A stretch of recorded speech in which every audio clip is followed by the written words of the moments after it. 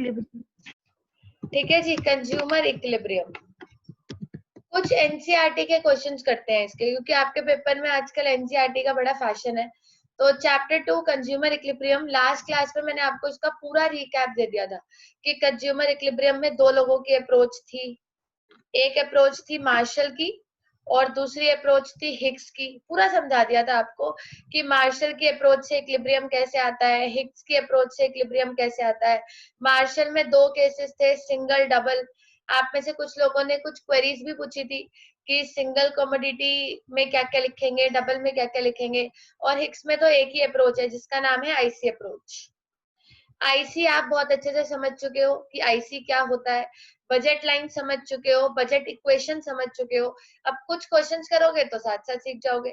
तो आज इस चैप्टर की लास्ट क्लास लेंगे। फटाफट से हेडिंग डाल लीजिए, NCERT questions of consumer equilibrium.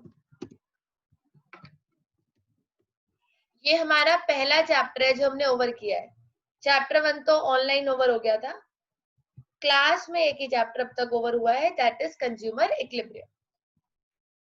फिर हम नेक्स्ट क्लास से शुरू करेंगे stats, NCERT questions of consumer equilibrium. लिखिएगा क्वेश्चन नंबर 1। उमंग, आपके भी एग्जाम्स चल रहे हैं, डीपीएस में एग्जाम्स हो रहे हैं जो?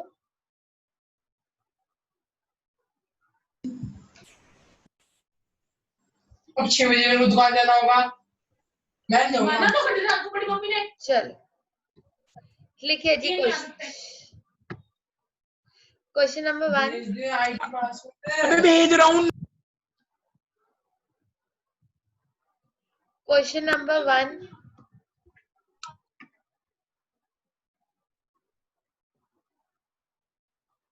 लिखिएगा, बी क्विक। मिक्स क्वेश्चंस चलेंगे, कुछ क्वेश्चन मार्शल के होंगे, कुछ क्वेश्चन हिग्स के होंगे। ठीक है जी, एनसीईआरटी से देंगे हम आपको। लिखिएगा सबसे पहला क्वेश्चन जो आप ट्राई करोगे।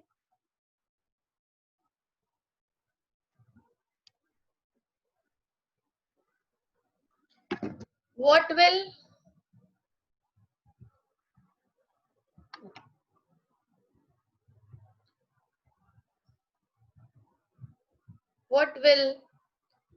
be the effect on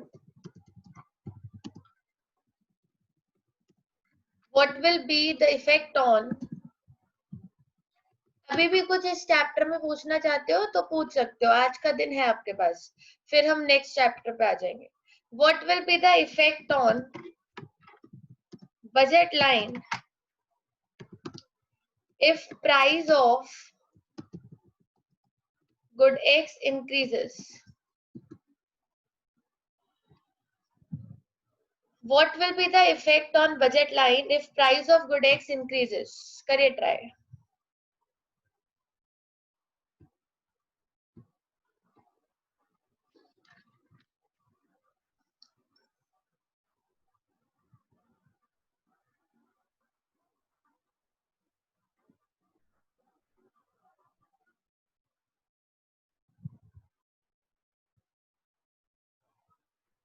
कुछ नए नए क्वेश्चंस भी कराऊंगी, करो फटाफट।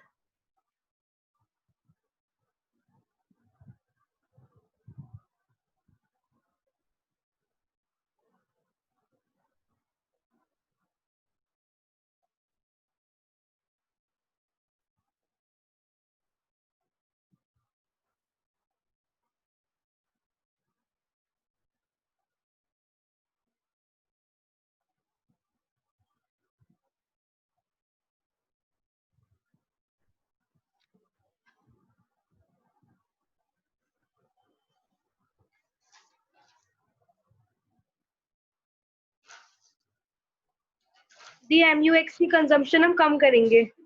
MUX की नहीं बेटा जी, गुड एक्स। MU तो आ ही नहीं सकता ना यहाँ पे। गुड एक्स की MU का मतलब होता है मार्जिनल यूटिलिटी, और वो मार्शल का कॉन्सेप्ट है, और बजट लाइन जो है वो हिग्स का कॉन्सेप्ट है। चलो ठीक है, गुड एक्स की कंजम्पशन हम कम करेंगे, लेकिन बजट लाइन पे क्या असर पड़ेगा? दी बजट लाइन स्लोप होगी टुवर्ड लेफ्ट साइड। स्लोप होगी तो ठीक है बेटा जी, लेकिन स्लोप लेफ्ट साइड पे नहीं होती, लेफ्ट राइट तो डाउनवर्ड्स शिफ्ट होएगी। हाँ डाउनवर्ड्स एग्जैक्टली। चलो सिखाती हूँ मैं आपको कुछ वर्ड्स। आपने बहुत सही आंसर्स दिए, बस वर्ड्स थोड़े से सही कर लो अपने। आप ड्रॉ कर लो बजट लाइन, क्योंकि आपसे पूछा है what will be the effect on budget line. बहुत इंपॉर्टेंट क्लास है, ध्यान से पढ़िएगा, क्योंकि क्वेश्चंस कैसे आएंगे वो आज ही पता चलेगा। गुड एक्स गुड वाई, ये हम ड्रॉ कर लेते हैं बजट लाइन।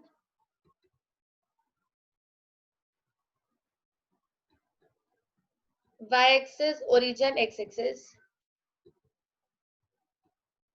अब वो आपसे पूछ रहे हैं what will be the effect on budget line if price of good x increases. सबसे पहले आप ये बताओ कि if price of good x increases,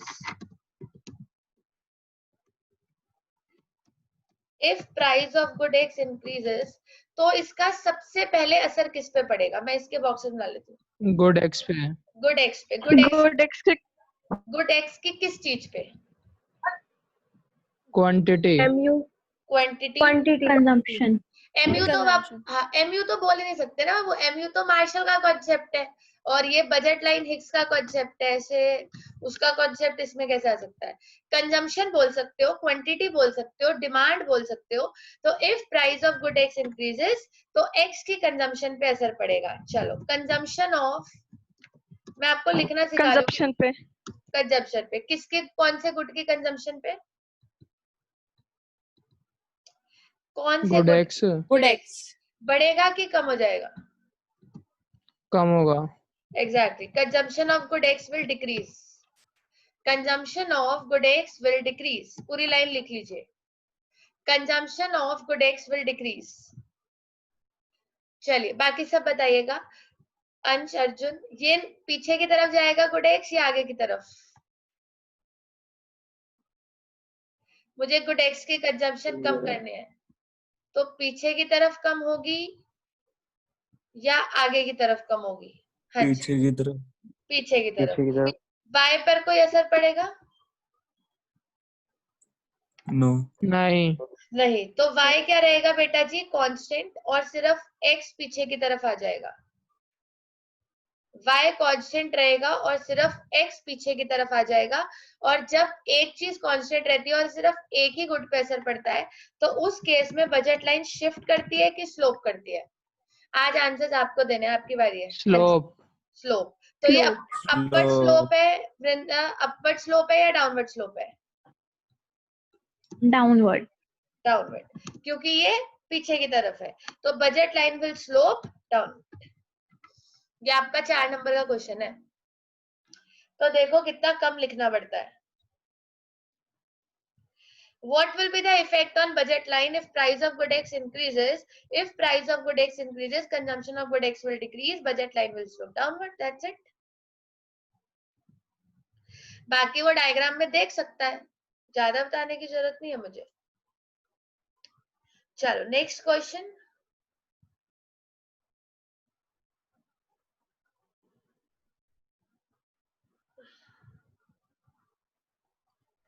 A consumer wants to consume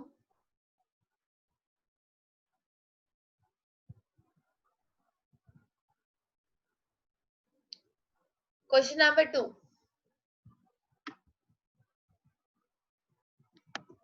A consumer wants to consume two goods, X and Y.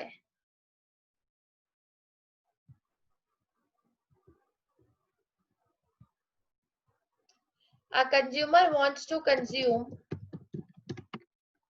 a consumer wants to consume, ये भी बहुत आता है पेपर में, two goods, X and Y. Full stop. Price of two goods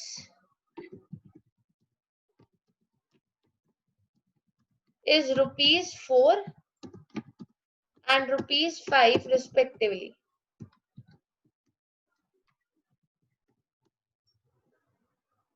एक का 4 है, एक का 5 है.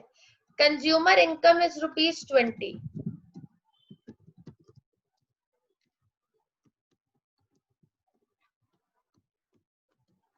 A part. Write down the equation of budget line.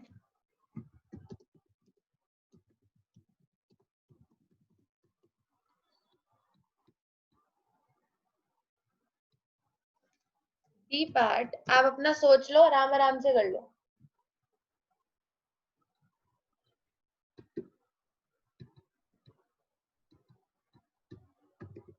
How much quantity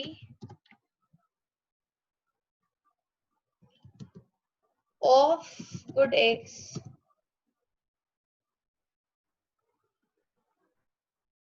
can consumer consume if she spends all his income on that good?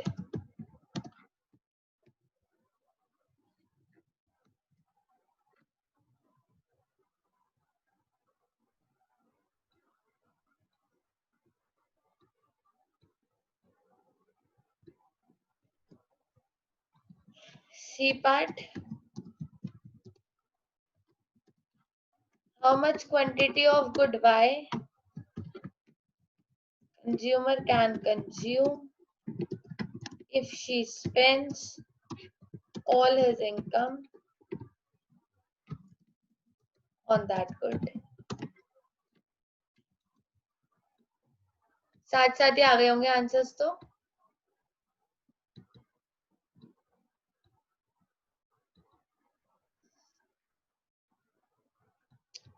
और last question,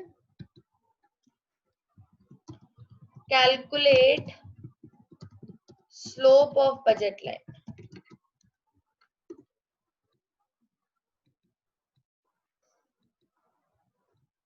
चलिए अब आप बताइए, 2 मिनट ले लो.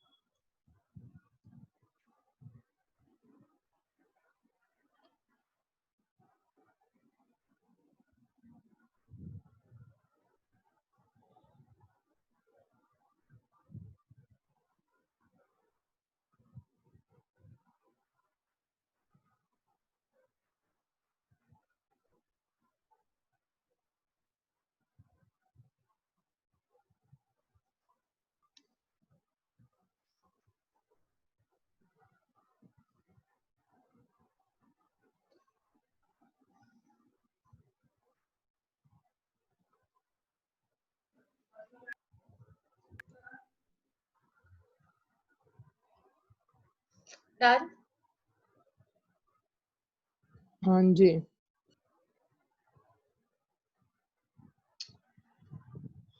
ले लो बेटा जी, बाकी सब 1-2 मिनट जल्दी करिए.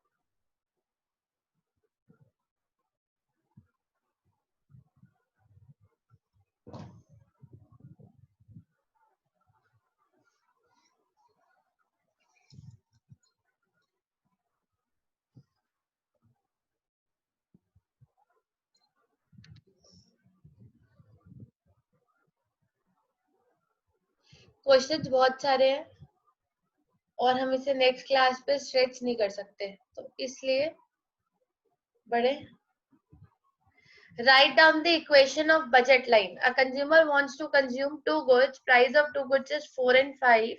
Income is 20. तो क्या इक्वेशन बनाओगे? क्या इक्वेशन बनी उमंग? QX वैसे इक्वेशन होती है PX डॉट QX, यही होती है ना, plus PY plus Q dot into QY should be less than or equal to income.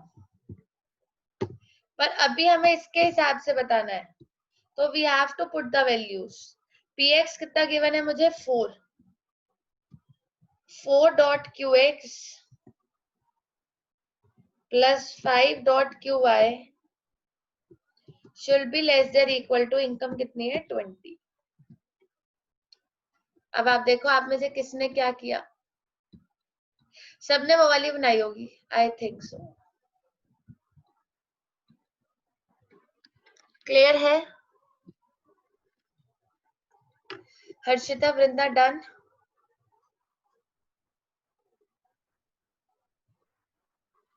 देव समझ? देव, अंश, अर्जुन क्लियर है? प्रीना, शिवांश, चलिए ठीक है जी. प्राइस पुट करेंगे तो प्राइस अब आप ना आराम से पूछ सकते हो. देखो अब आपको इतने दिन हो गए पढ़ते हुए, अब आपको जो पूछना है आराम से पूछो. 4 dot QX plus 5 dot QY should be less than equal to 20. How much quantity of good X can consumer consume if she spends all his income on that good? 5 मेरे बच्चों वाला क्वेश्चन है, लेकिन सिर्फ 5 लिखने के आंसर मिलेंगे और मार्क्स मिलेंगे? सॉरी 0 5,0 5,0. चलो ठीक है, बट इसको प्रूफ करने के लिए आपको क्या बनानी पड़ेगी? इसको प्रूफ करने के लिए बजट लाइन बजट लाइन या सिर्फ आप बजट इक्वेशन में वैल्यूज पुट करके दिखाओगे?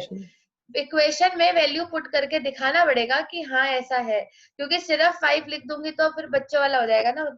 तो I have to prepare the equation PX dot QX. Presentation का तरीका देखो, बात वही है, आंसर वही है, सही भी वही है, but presentation PX dot QX plus PY dot QY should be less than equal to income. अब मैं इसमें वैल्यू पुट करूंगी. अब वो बोल रहा है कि how much quantity of good X he can buy if he spends all his income on that good. तो प्राइस है उस गुड का 4. इनटू लगाना चाहो इनटू लगा सकते हो, डॉट लगाना चाहो डॉट लगा सकते हो. कितनी क्वांटिटीज आपने बोली? 5 प्लस Y का प्राइस है 5 इनटू उसकी 0 क्वांटिटी इज इक्वल टू 20. ठीक है जी. और फिर मैं इसके आगे मेंशन कर दूंगी लिख के कि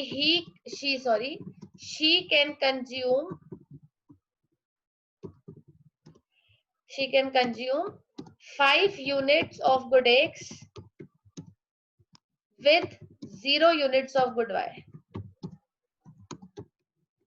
देखो बात मैंने भी उतनी करी है जितनी आपने करी है, बस मैंने थोड़ी प्रेजेंटेबल वे में कर दी.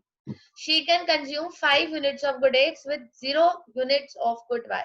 अगर वो good Y की 0 units कंज्यूम कर रही है तो वो good X की 5 units कंज्यूम कर सकती है. नेक्स्ट क्वेश्चन सेम है, बिल्कुल सेम था, कॉपी. 5 इसमें उल्टा नहीं रहेगा? 4. हाँ जी बोलिए बाकी सब. कितना हो जाएगा नेक्स्ट वाले का आंसर? 4. और वो बोल रहे हैं कि सारी यूनिट्स लगाए. अब बनाओ वैल्यूज पुट करो. 4 into 0 plus 5 into 4 is equal to 20. और यहाँ लिख लीजिएगा कि she can consume. आप इकोनॉमिक्स में जितना ज्यादा अच्छी प्रेजेंटेशन दोगे उतने अच्छे मार्क्स आएंगे. 4 units of good Y with 0 units of good X. क्योंकि बेटा जी वो सबसे इतना ही पूछेंगे, आप 2 मिनट खुद सोचो, सबसे यही क्वेश्चन है, डिपेंड करता है कि कौन कितना सुंदर आंसर लिखेगा, क्योंकि टीचर ये क्वेश्चन 6 नंबर में देगा, तो कम से कम कुछ तो लिखूं। अब मैं मान लो लिख के छोड़ दूं 5, क्या 5 बाई 5 यूनिट्स, कुछ अच्छा ज्यादा लिखना पड़ेगा ना। तो she can consume 5 units of good X with 0 units of good Y. Calculate the slope of budget line. ये तो वही लोग कर सकते हैं जिन्हें फॉर्मूला याद है। बजट लाइन के स्लोप का फॉर्मूला क्या होता था, करो याद। Quantity of good X and upon quantity of good Y. नहीं, Price. अब ठीक है जी। स्लोप ऑफ बजट लाइन का फॉर्मूला होता था px अपॉन py। लगा लीजिए, आंसर आ जाएगा। बताओ अब सब लोग, px upon py 4 divide by 5, budget line का स्लोप आ जाएगा 0.8।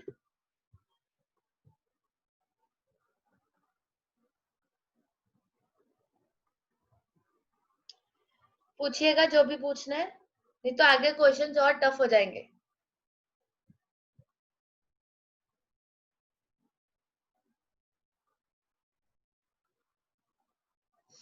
नहीं पूछना, मैं इसी क्वेश्चन का एक पार्ट और दूं, ई पार्ट। चलो करके दिखाओ, नहीं पूछना तो। What will happen to budget line if income increases to ₹40?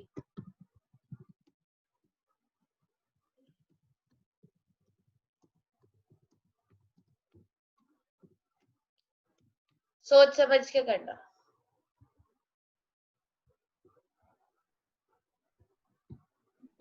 The consumption of good X and good Y will increase. चलो उसके बाद आगे, ये तो एक बात हो गई, ये मैं आपकी बात लिख देती हूँ। What will happen to the shift, आगे अभी कौन सी shift? Rightwards. Budget line will shift rightwards. Budget line में शिफ्ट राइटवर्ड। अब आपने दो बातें बता दी कि अगर कंज्यूमर की इनकम 20 से 40 हो जाती है, तो बिल्कुल सही बात है, consumption of good X and good Y will increase. ठीक है, बिल्कुल सही बात है, दोनों की कंजम्पशन बढ़ेगी, बिल्कुल सही। आपने बोला कि इसकी वजह से बजट लाइन शिफ्ट करेगा, ये तो डायग्राम बना के ही पता चलेगा, तो हमें डायग्राम भी तो बनाना पड़ेगा, क्योंकि शिफ्ट या स्लोप तो डायग्राम से पता चलता है। डायग्राम है, ये हमारी बजट लाइन है। आपने बोला है कि गुड एक्स की कंजम्पशन भी बढ़ेगी और वाई की भी, क्योंकि पूरी की पूरी इनकम में चेंज आया है, जैसा कि मैंने आपको पढ़ाया था। तो गुड एक्स की कंजम्पशन भी बढ़ेगी और वाई की भी, तो वाई की ऊपर की तरफ बढ़ती है और एक्स की आगे की तरफ बढ़ती है। ये जो डॉटेड बजट लाइन है ये नई है, और बेटा जी नई बजट लाइन हमेशा डॉटेड ही होनी चाहिए। हाँ जी शिवांश देव आएगा, सबने पढ़ा है, अब तो चैप्टर एंड हो गया, जिसका जो छुटा है नहीं तो मुझे बता देना, मैं आपको दे दूं। हाँ जी, ये बताओ कि शिफ्ट हो रहा है कि स्लोप हो रहा है? शिफ्ट। जिन्हें आता है वो तो आंसर्स देंगे ही, जिन्हें डाउट्स हैं वो पूछ लीजिए। बजट लाइन विल शिफ्ट, और शिफ्ट दो टाइप की होती है, या तो राइटवर्ड या तो लेफ्टवर्ड। तो ये कौन सी वाली है भाई? Rightward. राइटवर्ड। और स्लोप दो तरीके का होता है, अपवर्ड और डाउनवर्ड। तो ये हमारी जी राइटवर्ड्स क्यों है? बेटा जी राइट की तरफ जा रही है ना, आप देखो गुड एक्स और गुड वाई आगे की तरफ बढ़े, राइट साइड, अगर पीछे की तरफ आते तो लेफ्टवर्ड हो जाती। चलो नेक्स्ट क्वेश्चन।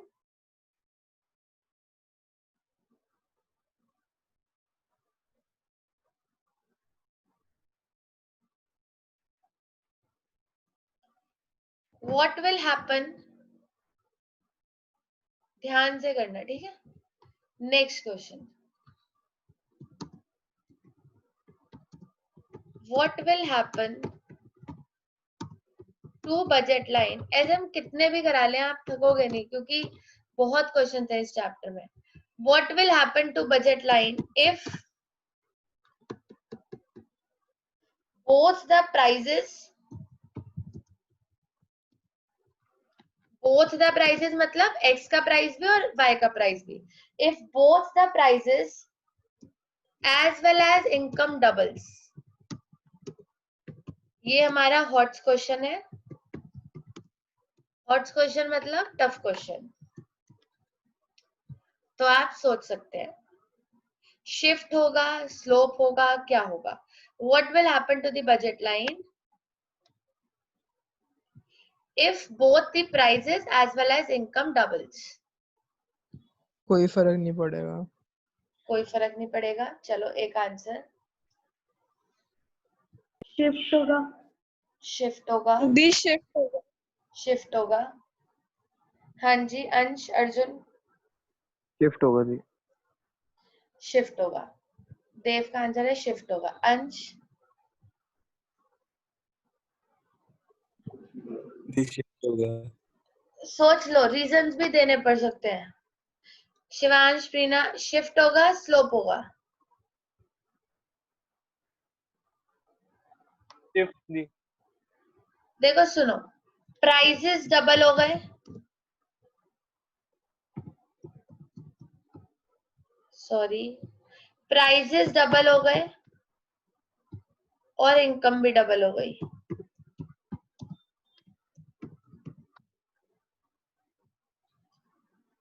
और दोनों के प्राइसेस डबल हो गए यार. बोथ भी लिख दो. बोथ गुड्स के प्राइसेस डबल हो गए.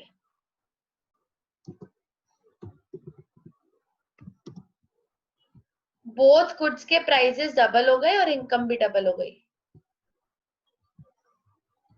समझाऊं? जैसे मान लो बोथ गुड्स के प्राइसेस डबल हो गए.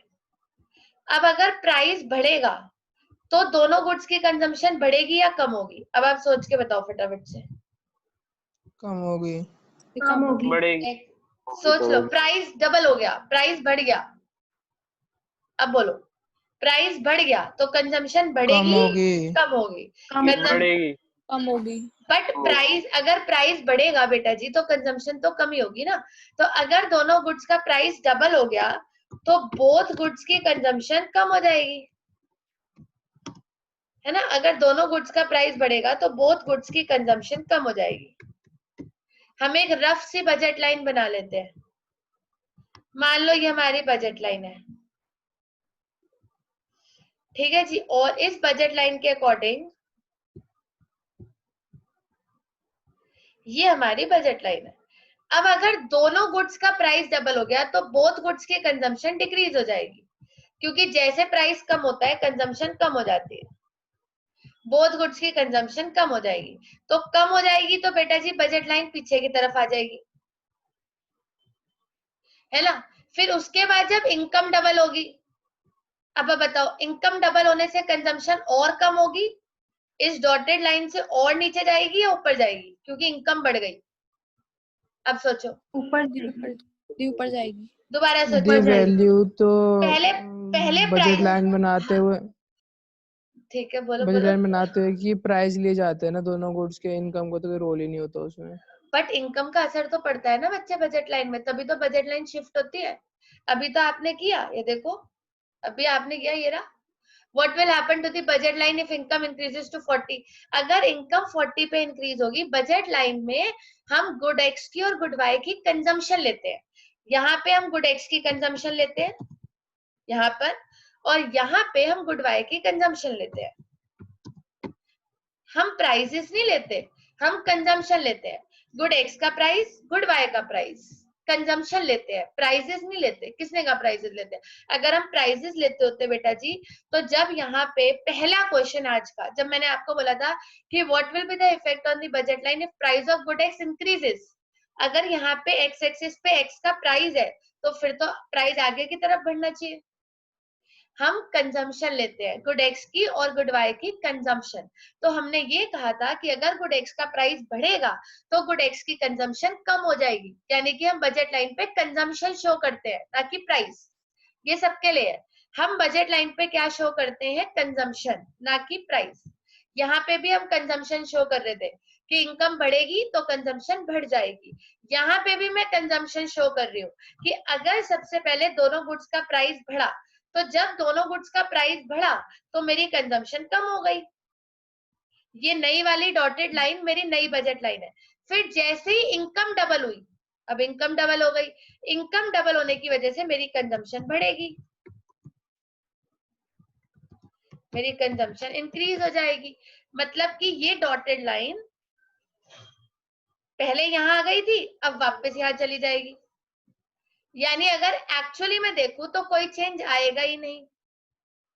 अभी आपको दोबारा समझा देती हूँ, there will be no change, कोई भी चेंज नहीं आएगा। और ऐसा क्यों होगा कि कोई भी चेंज नहीं आएगा, अभी दोबारा से समझना। सबसे पहले दोनों गुड्स का प्राइस डबल हुआ, ध्यान से सुनिएगा। सबसे पहले दोनों गुड्स का प्राइस डबल हुआ। जैसे ही दोनों गुड्स का प्राइस डबल हुआ, मेरी बजट लाइन यहाँ थी, यहाँ आ गई, ठीक है, फॉल हो गई क्योंकि दोनों की कंजम्पशन कम हो गई तो नीचे आ गई। और फिर इनकम डबल हो गई तो दोबारा ऊपर चली गई।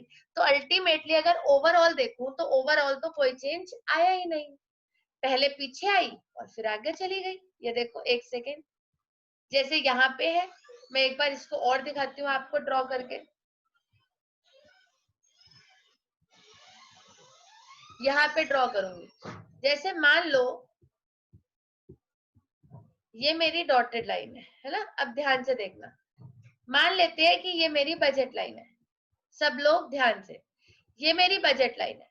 जब प्राइसेस डबल हुए तो दोनों की कंजम्पशन कम हो गई, एक्स की भी वाई की भी, तो दोनों पीछे की तरफ आ गई। ये मेरी बजट लाइन आ गई, एक्स की भी कम हो गई, वाई की भी कम हो गई, ये पीछे की तरफ आ गई। और फिर जब इनकम डबल हुई तो दोनों की कंजम्पशन बढ़ गई, तो वापस आगे की तरफ चली गई।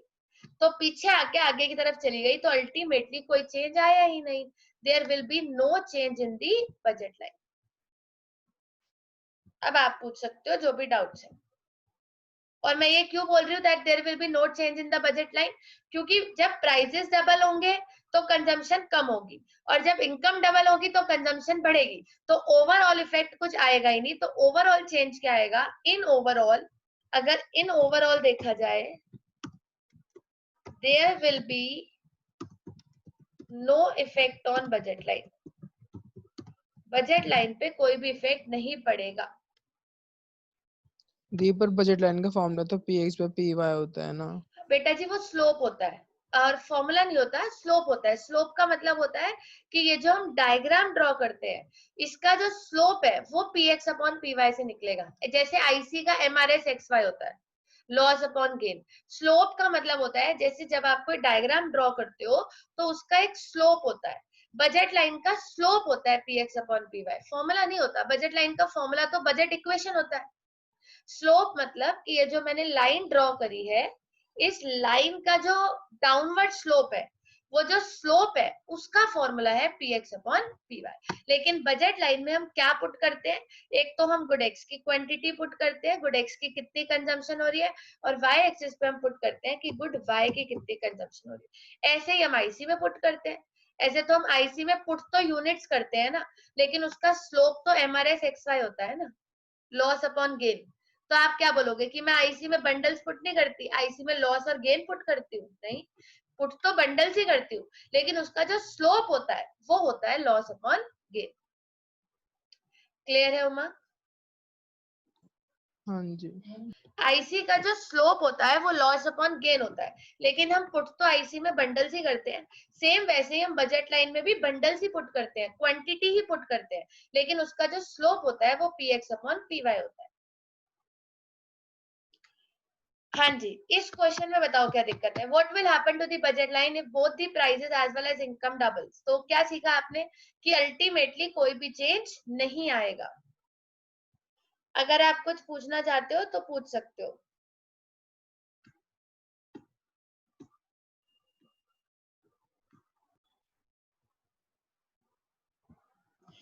Price of 2 goods is 10 each, income is 40, prepare all the bundles he can afford. सारे बंडल्स बनाने हैं,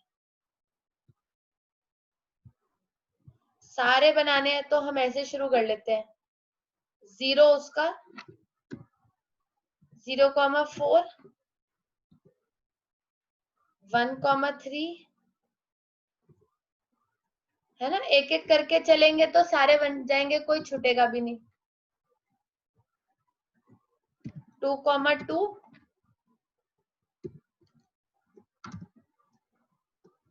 फिर 3,1। अब आप देखो आपने कौन सा छोड़ा। 4,0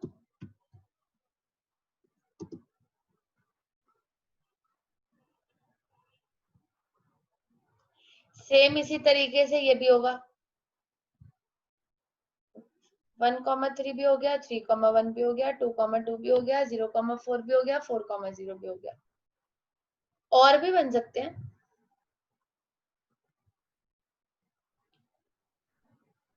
फोर्टी से नीचे वाले भी तो बन सकते हैं, वो भी दी तो 1,2 1,1 0,0 0,0 वो, हाँ वो तो उसमें तो यूनिट्स ही नहीं आई। चलो और कुछ।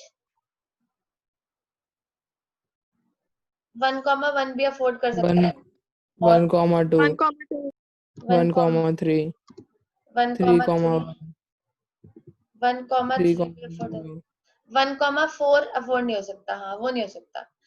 ठीक है, 1 के सारे हो गए। 2,1 ये भी बंडल है जो अफोर्ड हो सकता है। 2,1 अफोर्ड हो सकता है। 2,2 हो गया। 2,3 अफोर्ड नहीं हो सकता।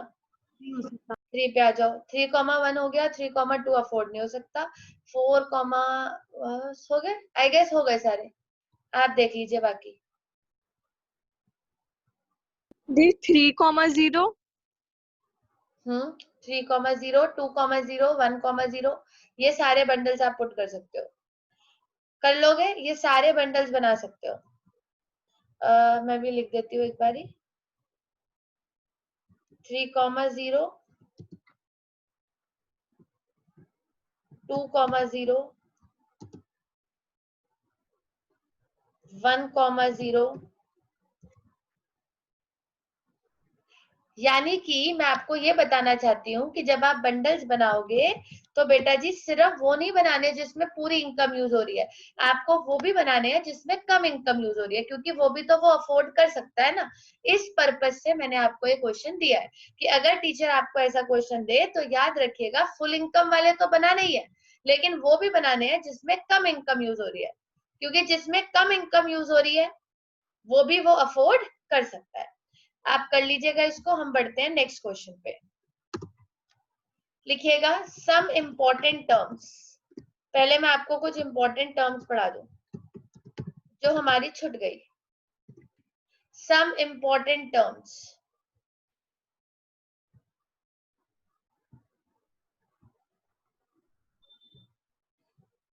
बहुत इंपॉर्टेंट बातें हैं, ध्यान से जरा सा, ठीक है बेटा जी।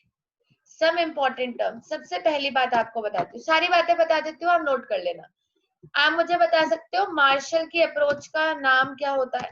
एक और नाम, मार्शल की अप्रोच का एक और नाम। Utility approach. Utility approach. ये मैं आपको कुछ इंपॉर्टेंट बातें बता रही हूँ एंड में।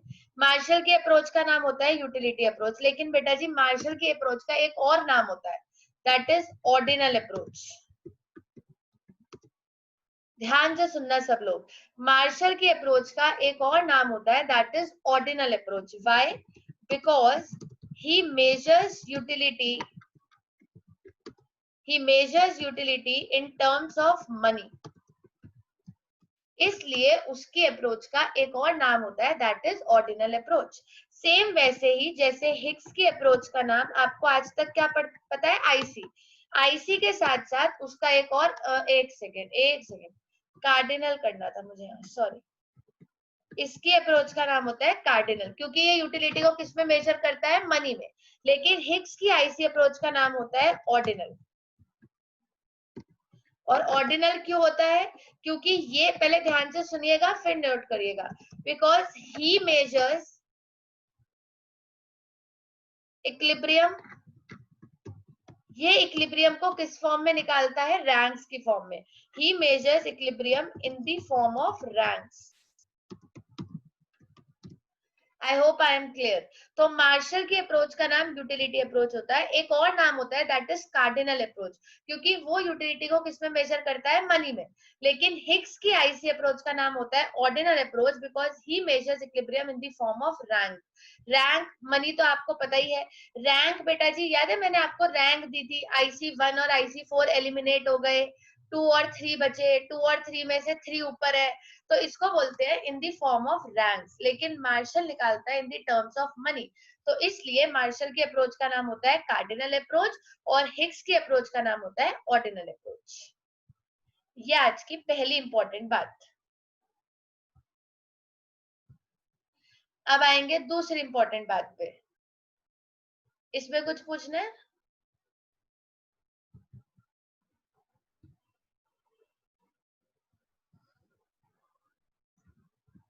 बताओगे आप लोग? लिखूं मैं? When TU is maximum and constant, when TU is maximum and constant, MU decreases. नहीं, MU 0. एग्जैक्टली जब TU बिल्कुल मैक्सिमम और कांस्टेंट होता है तब MU की वैल्यू क्या होती है, 0। Zero. that point is called as point of saturation। ये एक एक नंबर के क्वेश्चन करा रही हूँ। पॉइंट ऑफ सेचुरेशन भी बोलते हैं उसको, और कुछ लोग सैनिटी पॉइंट बोलते हैं। तो ये भी आपके लिए एक नंबर में अनिवार्य है। आपको याद होगा, नहीं बताया मैंने तो अब बता देती हूँ कि आपके बेटा जी पेपर में 20 नंबर के MCQ भी आएंगे, तो इसलिए रेडी हो जाओ। तो ये सब चीजें वो MCQ में आपसे पूछेंगे कि मार्शल कार्डिनल है या ऑर्डिनल है। तो मार्शल की कार्डिनल है क्योंकि वो यूटिलिटी को मेजर्स करता है in the terms of money, लेकिन हिग्स की ऑर्डिनल है because he measures equilibrium in the form of ranks. TU जहां पे मैक्सिमम और कांस्टेंट होता है वहां पे MU 0 होता है, और इसे पॉइंट ऑफ सेचुरेशन भी कहते हैं, और इसका दूसरा नाम होता है सैनिटी पॉइंट। अगेन बहुत इंपॉर्टेंट बात, पूछना जो चाहते हो वो आप आराम से पूछ सकते हो, उसमें कोई प्रॉब्लम नहीं।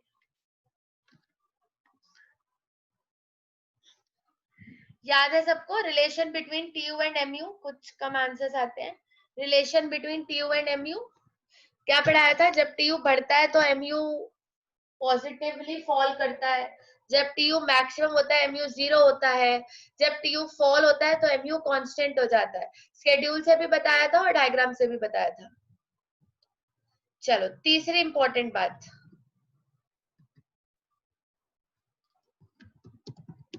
What is IC map? ये छोटे छोटे क्वेश्चन है। What is IC map? किसी को पता है व्हाट इज आईसी मैप?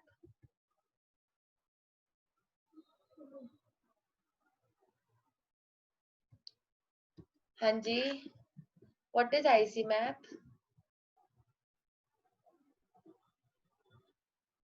हाँ जी, व्हाट इज आईसी मैप? कोई आंसर देना चाहेगा? अच्छा, व्हाट इज आईसी? जब हम डायग्राम में कितने आईसी बनाते हैं, एक बनाते हैं या दो बनाते हैं? अगर मैं आपसे बोलूंगी आईसी बनाओ तो आप कितने आईसी बनाओगे? एक बनाओगे, दो बनाओगे? 4. 4 बनाओगे। चलो वो तो तब बनाओगे ना बेटा जी जब मैं हिग्स की अप्रोच के हिसाब से पूछूंगी। What is IC map? चलो जरा सी बात है, मैं बता के खत्म करती हूँ।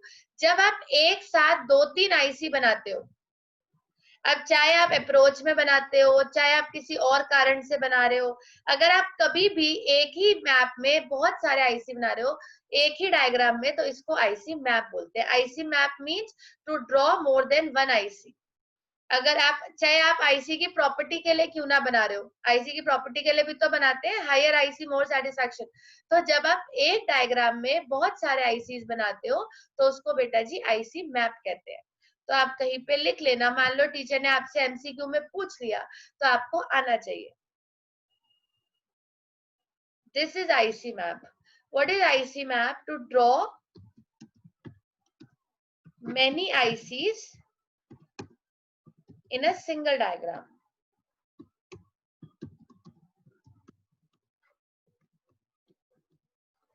एक ही डायग्राम में बहुत सारे आईसीज बनाने को आईसी मैप कहते हैं। अब एक बहुत अच्छी बात बताऊंगी, आगे बढ़ जाओ। व्हाट इज मोनोटोनिक प्रेफरेंसेस, इस पे आप खुद बहुत सारे स्टार मार्क कर लीजिएगा. What is monotonic preferences?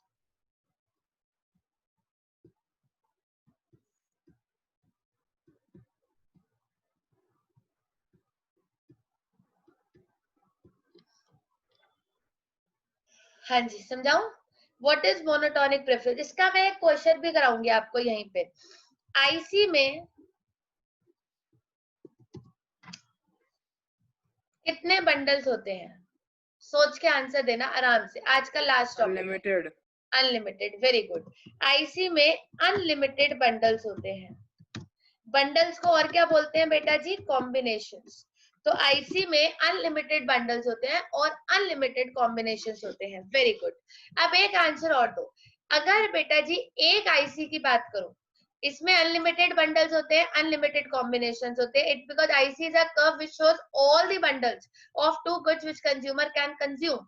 लेकिन इन सारे बंडल्स की ये खासियत है कि all bundles will give same satisfaction.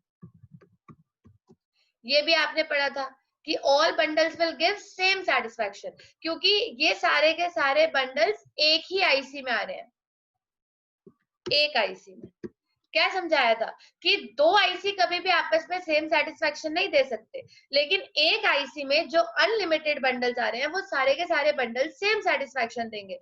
तो अगर बेटा जी मान लो एक आईसी में 100 बंडल आ रहे हैं, तो 100 के 100 सेम सेटिस्फैक्शन देंगे. तो अगर 100 के 100 सेम सेटिस्फैक्शन देंगे, तो how will consumer choose? How will consumer choose? बहुत ध्यान से बातों को सुनना. 2 minute. How will consumer choose? अगर सारे के सारे बंडल सेम सेटिस्फैक्शन देते हैं, तो कंज्यूमर चूज कैसे करता है कि उसको कौन सा बंडल चाहिए? क्योंकि सारे बंडल तो सेम सेटिस्फैक्शन ही दे रहे हैं.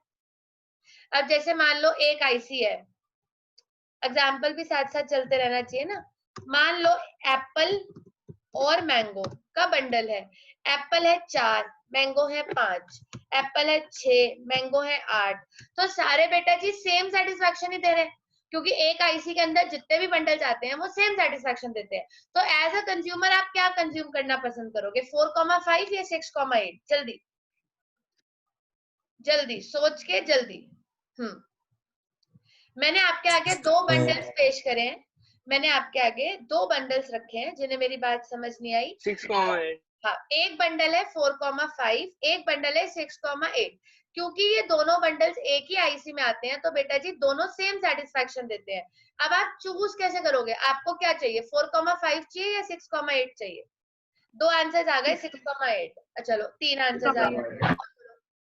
सबको 6,8 चाहिए. Be quick. वृंदा, शिवांश, दिव्यांशी. हाँ जी 6,8. 6,8 चाहिए.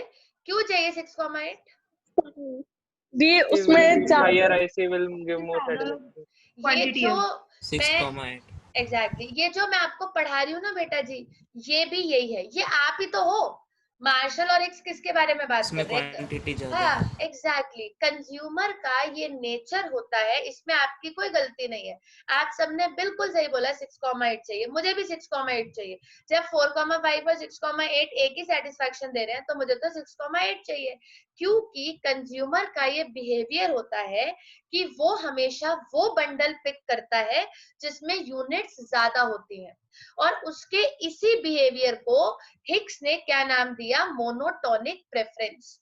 कि कंज्यूमर बड़ा बायस्ड होता है, चाहे उसको सारे बंडल सेम सेटिस्फैक्शन दे रहे हैं, पर वो इतना लालची होता है कि वो हमेशा वही बंडल उठाएगा जिसमें यूनिट ज्यादा है. तो द बिहेवियर ऑफ कंज्यूमर, ध्यान से सुनिएगा, the behaviour of consumer to choose that bundle in which units of good X is more, but good Y, but units of good Y should not be less.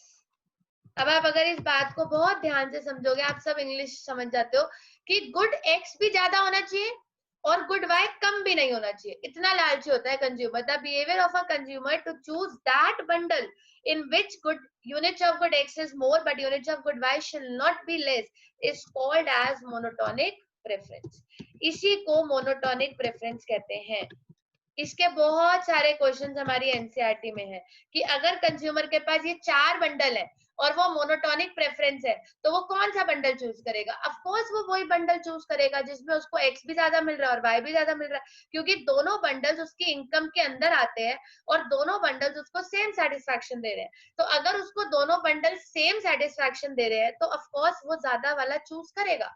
इसका एक example, आप फल लेने जाते हो, आपने एक पूछा उससे, उसने कहा जी मैं इतने पैसों में 2 किलो आम दे दूंगा, 4 किलो लीची दे दूंगा.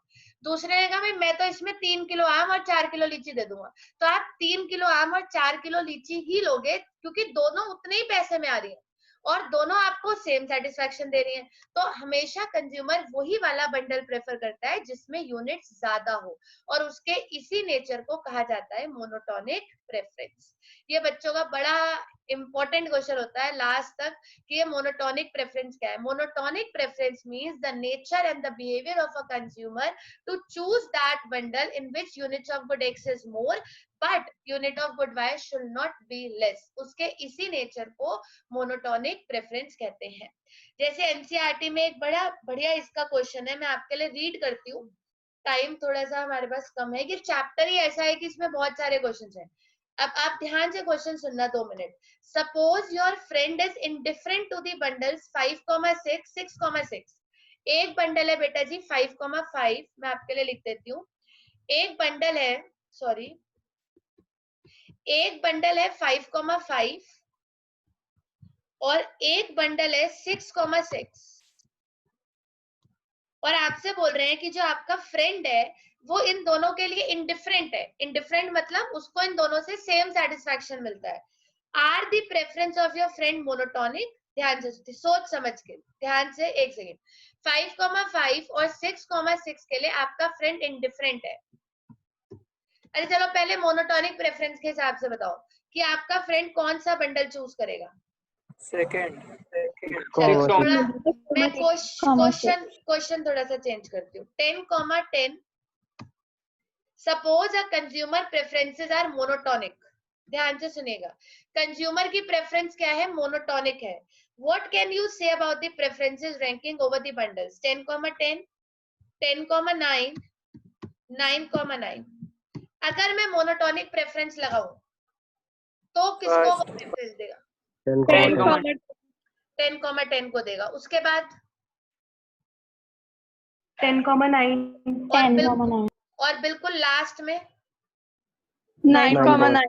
इसी को मोनोटोनिक प्रेफरेंस कहते हैं. इसकी रैंक 1 हो जाएगी, इसकी रैंक 2 हो जाएगी और इसकी रैंक 3 हो जाएगी अगर वो मोनोटोनिक प्रेफरेंस वाला कंज्यूमर है. और अगर वो मोनोटोनिक प्रेफरेंस वाला कंज्यूमर नहीं है तो अच्छी बात है भाई, फिर उसके लिए तो तीनों सेम ही है. लेकिन अगर कंज्यूमर मोनोटोनिक प्रेफरेंस वाला है तो उसको 10,10 ज्यादा सेटिस्फाई करेगा, 10,9 कम और 9,9 और कम सेटिस्फाई करेगा. क्योंकि कंज्यूमर हमेशा वही बंडल चूज करता है जिसमें गुड एक्स की क्वांटिटी भी ज्यादा हो और गुड वाई की क्वांटिटी भी कम ना हो. चाहे उसको सारे के सारे सेम सेटिस्फैक्शन दे रहे हैं पर वो चूज उसको ही करेगा जिसमें एक्स और वाई की क्वांटिटी उसको ज्यादा मिलेगी. क्लियर है बेटा जी. कुछ इंटरेस्टिंग क्वेश्चंस थे, कुछ और आएंगे और धीरे धीरे स्टैट्स पे भी बढ़ेंगे. इस चैप्टर को थोड़ा सा ज्यादा टाइम दे रहे हैं क्योंकि ये इतना टाइम बाद में कभी इसको दे नहीं पाएंगे, तो इसके लिए यही टाइम है 1-2 दिन, वरना हम स्टार्ट कर देंगे. बस इसके बाद हम 3rd चैप्टर नहीं पढ़ेंगे, स्टैट्स पढ़ेंगे पहले. अब आप कुछ पूछना चाहते हो तो पूछ सकते हो, नोट करना चाहते हो तो नोट कर सकते हो, लीव करना चाहते हो तो लीव कर सकते हो. ये चैप्टर यूजुअली होता नहीं है, बहुत कम ही इसके लिए टाइम मिलता है.